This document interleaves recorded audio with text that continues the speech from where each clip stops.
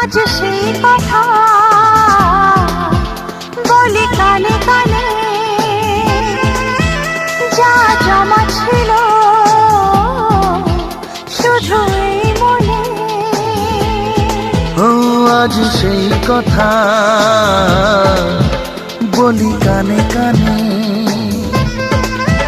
যা জমা ছিল